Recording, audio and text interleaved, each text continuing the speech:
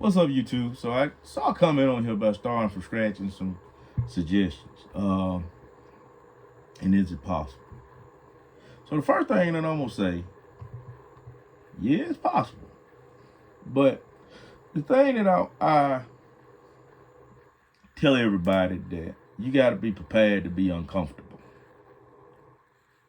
The process is the process. And what I mean by that is that things, when you start farming, you're gonna be doing a lot without from the beginning.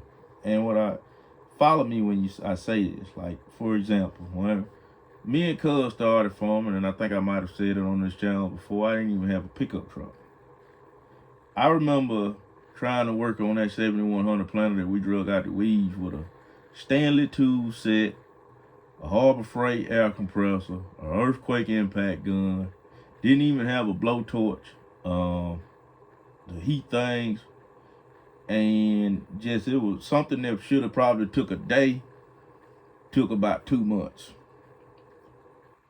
I'm not saying that's ideal, and I don't actually suggest doing that actually, but the reason I say it is, you know, you learn pretty quickly that there are certain things that you need, that there are certain things that you can do without. I mean, the proper tools in the toolbox is one thing that you got to have, but you know, the point that I'm trying to make is that understand that starting from scratch is no easy feat. And everybody in a microwave society is not built from starting from scratch when it comes to farming. Because, like I said, there's going to be some uncomfortable moments in that. Now, if I had to do it all over again from what I know now, there's maybe a couple things that I would change, some things that I would invest in off the bat. And maybe one day I'll get into that. I've talked about that a bit on TikTok about what I would do a little bit differently if I came into a game today. But either way, neither here or there, we're not going to cry over spilled milk. But I'm going to give a few suggestions, and I'm not going to just drum on, but there's some things that, like, suggested, I guess, as far as, you know, starting from scratch is you could do. And some watch outs that I want to say. So, some people may be blessed enough to start because they got a mound of cash that they can pull off of. We didn't. I don't see how you really can start, you know, row cropping farming without taking some type of loan out. Now here, I mean, you got, in today's age, you got quite a bit of resources available to you. You got JDF, you got FSA, and I know that's a big no-no with a lot of people, but I think as far as I mean, there's a lot of obstacles in it, but as far as for a beginning farmer, as you step into the game, I think that's probably your best option. I mean, I'll be transparent. That was the option that we used to get in the door, to get our tractor. I took a micro loan out with FSA, bought the 4850. Honestly tell you, paid the note on the 4850 the first year, me and Cuz, straight out of pocket. Didn't have enough acres to cover it. So, you know, we paid for it. We had enough income outside of farming to cover the note. And we had the farm acres to justify that we were a farm. But at the end of the day, paid the note for the 4850 the first year out of pocket. Second year the farm paid it. But, you know, that's process. But in that righteous saying, don't believe that everything just because you're approved means that you're financially stable. I remember I was looking at a sprayer one time. I was gonna get a note. I was gonna buy a 4017, and I remember a fella told me, he said, hey, yeah, we're gonna approve you for the loan, either more than likely. But it's up to you to figure out how to pay for it. And if you don't, then we'll have to come get it and we'll repossess. And, you know, I kind of thought about that. And I was like, really, do I need this? And I ended up, actually, I'm glad I did. It's not as a nice sprayer, but I bought the 4640 spray coupe. And it did wonderful things this year. It's not the best, prettiest thing. It's not the most powerful thing. But It gets the job done. It's not as big, but it's better than letting your crop grow up in the field because I'm 2 weeks out, but I'll get to you when I can. And then 2 weeks past, I'm 2 weeks out. Hey man, can you find somebody else to do it? But, that's one other thing that I'll bring up. Start from scratch, small guy. A lot of custom ag guys gonna take care of the big guys first. And that's natural. That's their largest clients because they got to keep their money happy. And I understand that. But I mean, that's an axe I had to grind too with agriculture, because agriculture kind of forgets about the small guy, being that you got to start somewhere.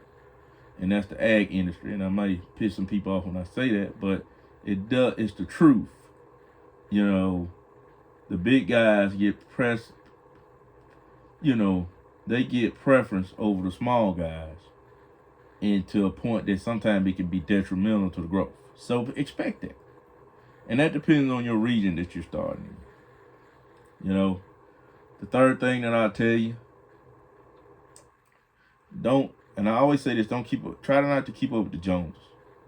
You can't look at a lot as a first generation guy that's starting from scratch. You can't look at a multi-generational operation and compare yourself to them. Now you can say, I want to get there. You can say that I want to be like that guy one day. And that can be a goal.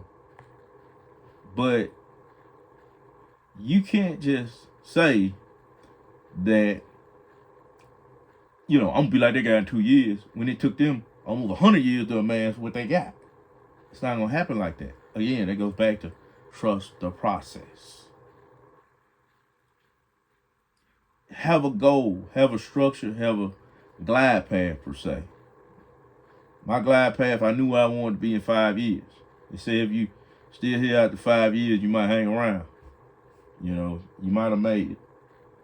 So, but looking at the multi-generational guy up the road, I know I ain't gonna never be like him. My goal is just have something that I can pass down to my second generation or the second generation, whoever that may be. I don't know if my son decides not to do it. Hopefully somebody picks it up and maybe they can run with it and they can build off of that. They don't have to start from scratch.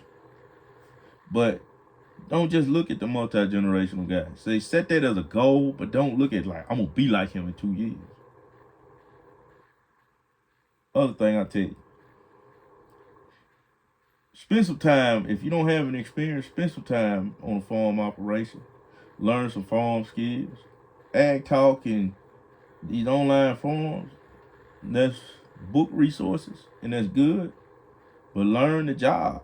Learn it. Because there's a lot of things that come with experience that you'll learn that ain't taught on the internet and ain't taught on these online forums.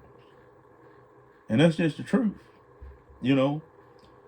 That's the big thing that I think that a lot of people lack. They lack those vocational skills nowadays. They lack that work experience of being outside and actually knowing the land. But then we scroll on the phone and we scroll on social media and we probably be like, we want this lifestyle. We want it, but like, we don't really understand the skills. I mean, some of us are farm kids and grew up in it and we got it, but you don't really understand it. If you ain't been in it or you wasn't immersed in it, there's a lot of stuff that you'll fall, that are pitfalls as far as they can be detrimental to your operation. And one of the final things I'll say, because I ain't trying to go over 10 minutes with this video, is you're going to have some haters. You're going to have some snakes in the grass.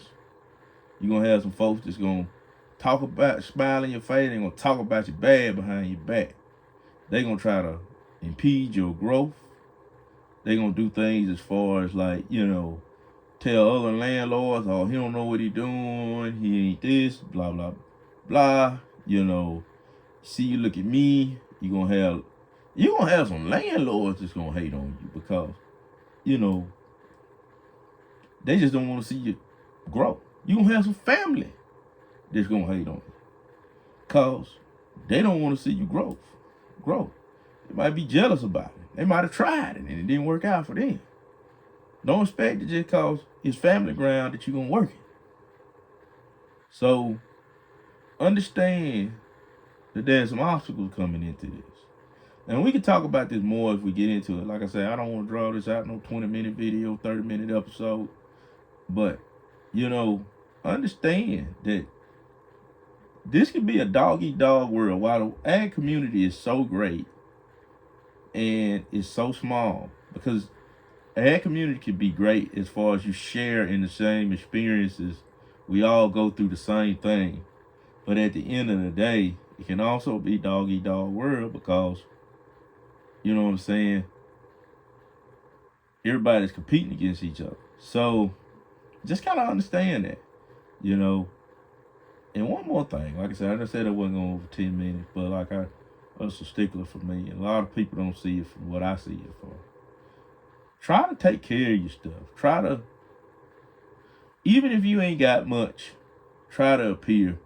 You know, try to keep your grass cut. Try to take care of people when they ask you to do favors. You know, when you get to places, you know, show that you try to take care of the land, soil test, put lime, put fertilizer, do the best you can with what you got. Like I said, you know, you ain't gonna be perfect starting out. But, you know, hopefully, without that being said, as you grow, you gain momentum, you get stronger, you get stouter. So we'll talk more about it this winter, but I plan to have some farm update videos as far as actually back out on the farm. The 1680, I didn't get a chance to get, it's gonna need some batteries. I see also through the tailing chain last time that I cut with it, like on the last round, and I don't know what I did with the chain. I took it off. I think I know where it's at. And I hope, because I'm going to go dig in a whole bunch of junk to go find it. I hope it didn't make it in the scrap iron pile. If not, I'm going to just have to buy a new chain and put on it. Other than that, we'll see if that thing's going to start. I plan on cutting the little beans with it this year if it'll work. If not, if I have some issues out of it, then old 9750 going much. But, you know, I'd like to get that combine to a set where it could be a backup machine if the 97 goes down, because it's a whole lot more expensive to work on the 97 than the 1680. So if you have a catastrophic failure or a big failure on the 97, I like to slide over on the 16 and at least be able to finish my crop. And then I don't have to pay out that big chunk of money maybe until the next year. Like I said, with financial planning, you gotta learn how to move this money and do that. But like, you know, other than that, that's pretty much all. So expect to see something maybe about the 16 in about a week, because I'm back pretty much working so for a week. So can't get to it for now, and I'll be out of town with work. So like I said, it's part of it. So that's all I have. I'll talk to you guys later.